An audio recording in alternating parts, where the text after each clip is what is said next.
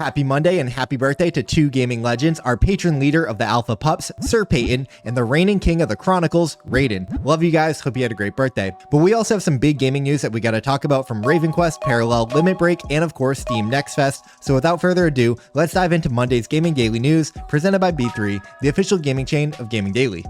Our first story, RavenIdle Season 1 officially launched this weekend with up to $570,000 in quest rewards. The Idle RPG from the RavenQuest team already has over 100,000 players and more than $107,000 in the prize pool. 100% of the Battle Pass sales go straight into the quest token rewards, with 28 days to climb, earn, and win. Players can also complete new immutable play quests for gems and a chance at some fresh IMX tokens, and also earn referral bonuses through the immutable passport. Parallel League's Major 2 Swiss has wrapped, and the top 13 players are moving on to the finals next weekend. That includes I'm Cute, Manos, and Zarathustra, all competing for the Prime League title. We keep seeing these names on top, so could it be one of them who takes down this year's championship? It's been a lot of fun tracking the Parallel League to date, and as a former Game of the Year winner, we're going to continue, so big congrats to these guys, and we'll see you next weekend.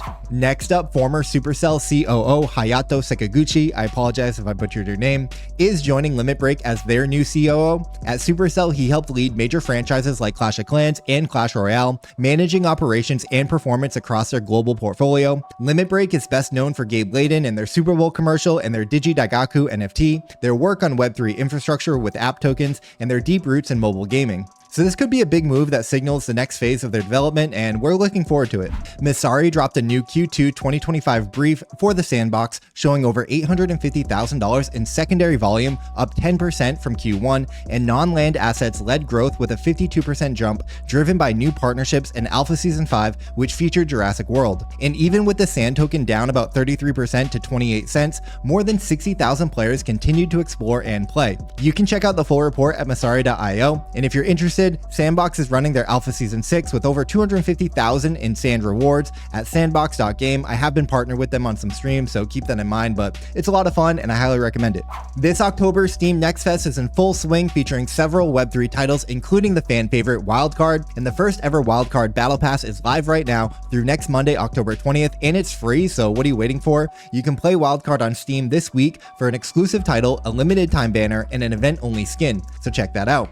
But that's not all. Other Web3 titles include Warped Universe from Warped Games, the sci-fi PvE co-op where your choices shape the universe, Gravity Blasters from Oh Yeah Play, an artillery-style PvP game with a MOBA-like twist, and Super Bee from Nimble Bytes, a free-to-play party multiplayer with 12+ game modes built on Sui. And then we saw SuperTrip's new land crates, aka loot boxes, go live last Friday, and they sold out in under 4 minutes. The 3,333 collection sold for 300 trip coins each, which is their in-game currency earned by simply playing the game, which is free to play in any browser. And the art on some of these skins is super sick. One of the mythicals is already sold for over $400 on OpenSea. Congrats to the team on this sale. I've been a big fan of SuperTrip for years now, and it's great to see them still at it.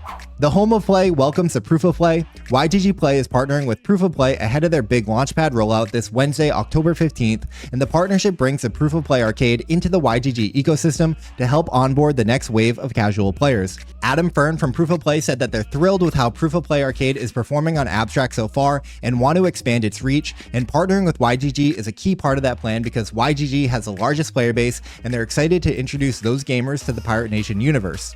Speaking of YGG, when crypto crashed on Friday and the whole world was freaking out, they bought back $200,000 in YGG tokens, bringing their total holdings to 14 million tokens and about 2.3% of the circulating supply. Our friend Mizzy summed it up best. While the rest of the space was panicking, YGG was buying the blood and doubling down. $200,000 turned into $240 over the weekend, which is conviction at its finest. Huge shout out to YGG, the official guild of Gaming Daily. Today's Gaming Daily is brought to you by B3, the official gaming chain of Gaming Daily. AnySpend is B3's cross-chain payment infrastructure that lets builders accept payments in any token across multiple blockchains, whether it's for DeFi, NFTs, or gaming. It aggregates bridges and routes under one layer, automatically finding the best quotes for the fastest execution. Their new token, Any, just launched with Season 2 now live, and 90% of the supply going to the community, and 95% of all protocol fees being used to buy back Any and B3. Big congrats to Daryl and the B3 team on the launch, and shout out to the official chain of Gaming Daily, B3.fun.